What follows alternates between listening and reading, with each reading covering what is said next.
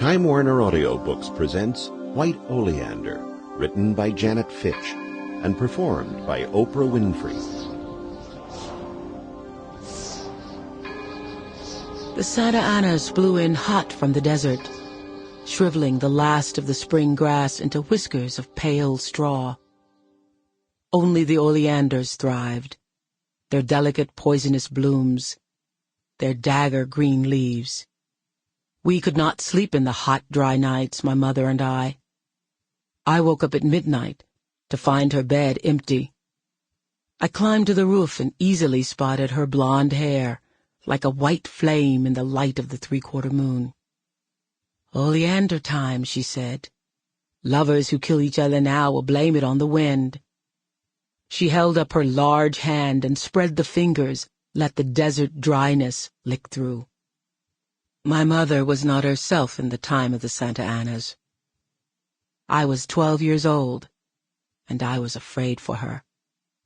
I wish things were back the way they had been, that Barry was still here, that the wind would stop blowing. "You should get some sleep," I offered. "I never sleep," she said. I sat next to her and we stared out at the city that hummed and glittered like a computer chip deep in some unknowable machine, holding its secret like a poker hand.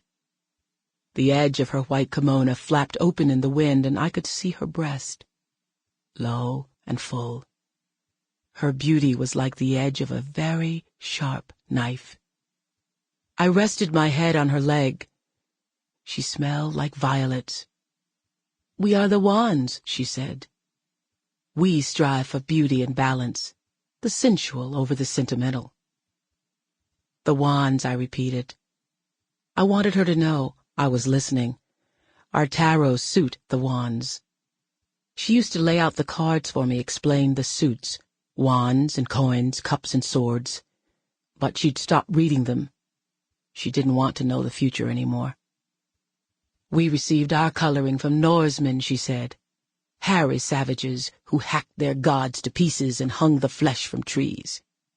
We are the ones who sacked Rome, fear only feeble old age and death in bed. Don't forget who you are." "I promise," I said. Down below us in the streets of Hollywood, sirens whined and sawed along my nerves. In the Santa Anas, eucalyptus trees burst into flames like giant candles, and oil-fat chaparral hillsides went up in a rush, flushing starved coyotes and deer down onto Franklin Avenue. She lifted her face. "Sample complete. Ready to continue?"